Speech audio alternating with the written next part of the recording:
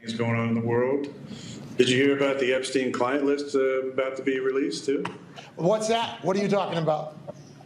There's some files that have some names on it that might be getting released pretty soon. Oh. Might be time to revisit that concussion protocol, Aaron.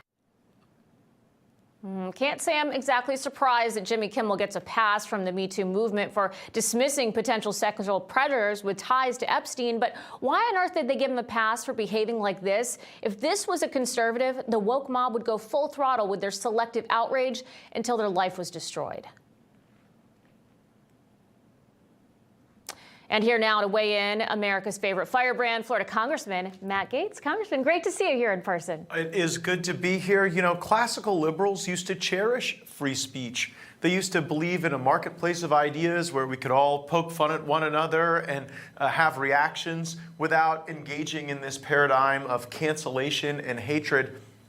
And I actually think Chris Rock was onto something when he said it all changed when words became violence. You know, I think that debate is actually what liberates us from a construct of violence. But once words become violence, then actually the scary other side of that is the left is gaslighting violence against conservatives if they don't like the words we use.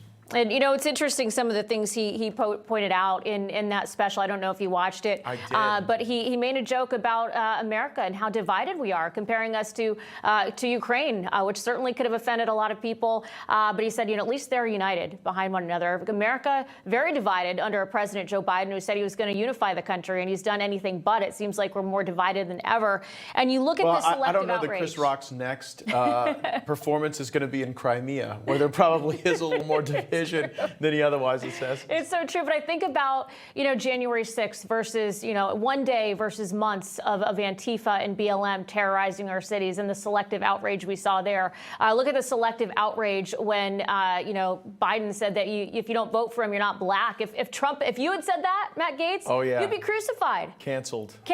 Done. And I think that the source of that division is this new age wokeness that got us away from a lot of the teachings that did unite us. I mean, think about the things that used to unite Americans.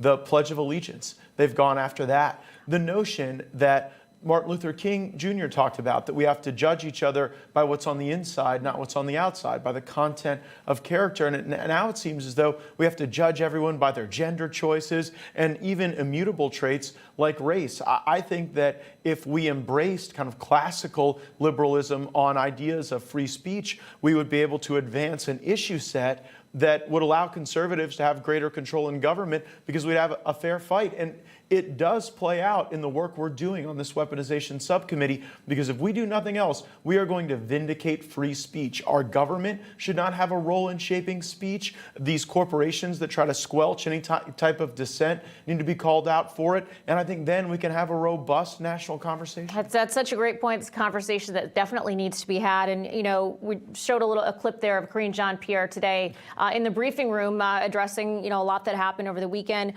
One of the concerns we're seeing right now, 4 Americans kidnapped in Mexico. Didn't seem too concerned when she spoke about it, but we have that clip. This is how the White House responded when asked. Watch this.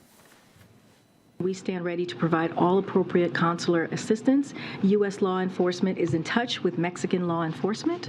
The Departments of State and Homeland Security are also coordinating with Mexican authorities, and we will continue to coordinate with Mexico and push them to bring those responsible to justice.